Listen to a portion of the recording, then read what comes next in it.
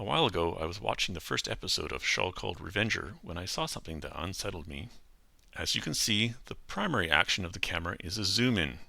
However, you may also notice what appears to be a secondary vertical translation that results in a bobbing motion during the zoom.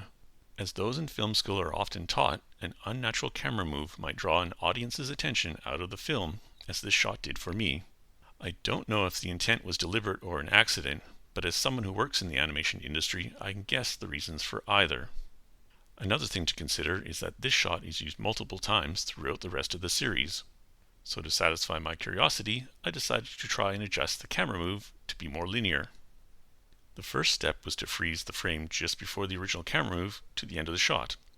Next was to perform a transform over the same number of frames as the original shot, matching it as closely to the final framing, and then tweaking the motion curves a bit to recreate the same timing. The altered shot is essentially finished and looking much nicer in my opinion. However, in animation, we can try a few more things to make it look better. Right now, this new camera move results in the final framing losing some detail, that is, becoming less sharp or more blurry. The colors also seem to be not as bright or less saturated as the original. A couple of settings and techniques available to try correcting these losses are changing the pixel color sampling and blending the original final frame with the new image.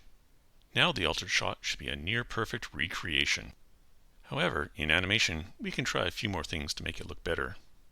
Asking myself what a supervisor or director might ask to change, I felt the figure in the tattoo should be bigger in the final framing, which would also reduce some of what could be considered to be empty space on either side of the figure.